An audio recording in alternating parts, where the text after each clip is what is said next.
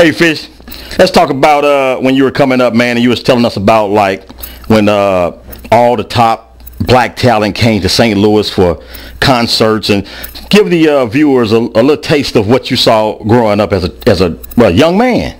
Well, as a young man in my teens, experiencing the top black entertainers that came to St. Louis, we had our own pleasure spots to where they would perform. But basically, we had to we couldn't be free to stay at any hotel that we needed to be at. Not that the black resident hotel were not good, but it was the fact that, like for instance, the old Chase Park Plaza, we could not stay there. But then lately, it was bought by another group of people, and so that's when the big bands like Cab Calloway, Count Basie, Duke Ellington, and your popular singers such as Ella Fitzgerald, they all were able to stay at a decent hotel before performing here in St. Louis. Oh, okay. Now, during performances, say, like, what were some of the spots, like, people in your generation would recognize when they see this video, with some of the hot spots that these major artists performed at? Well, we can go back to, especially like the Club Riviera, and that was one of our favorite spots. And the one that I remember most, the Club Riviera. Then we went down into the early 50s, Gaslight Square. Now, what was Gaslight Square like? I hear a lot about that from St. Louisans. It was like, it was a strip of nothing but entertaining spots. All kind of jazz, blues, even Dixieland jazz. And it had a slew of beautiful restaurants and things you could go down there and eat. What you want, fish, shrimp, hamburgers, whatever you wanted. It was a whole strip. I think it ran from on Aldrich Street, if I'm not mistaken, from Grand, most all the way down to Spring. Oh yeah. Now, who would be some of the performers at some of the clubs? Well, some of your top performers.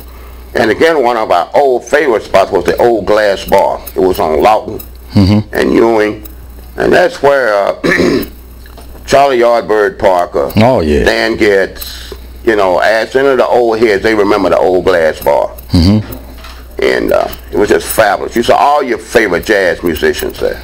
But what about people like Sarah Vaughn and oh yeah, Club Riviera, Sarah Vaughn, Ella Fitzgerald. And back in the old days, such as all of your famous, your top blues singers, they would perform there at the old Club Riviera. Now, back then, were the artists approachable? Could you go and talk to them and hold conversations? Sure. If they, you know, when the show was over, they would subject to come out and join the crowd. Dinah Washington, and oh man, so many. And then we had jazz spots. Jimmy Night Train Forrest, one of our famous Night Train. You remember that one? Beyond my time, Fish. But what about people like St. Louisans like Red Fox? Oh man, Chuck Berry, Red Fox. These I'm calling them gentlemen because they were the peak of comedy and entertainment. I mean, they knew how to. They could lower it or they could push it up. You know, they could go down or up on it. You know? Right. At certain nightclubs where it was strictly adults, yeah, it would get down pretty bad. But then, if they went to a medium spot, you know, it was clean. You know, such as, you know, Eddie Murphy. These guys got their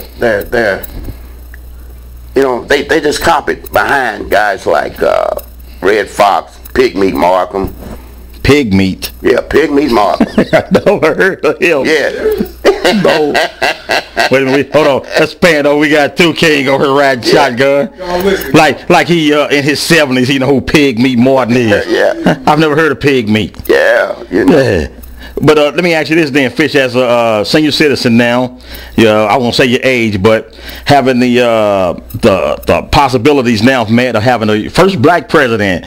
Now, from your era to this era, how does that affect you as a black man?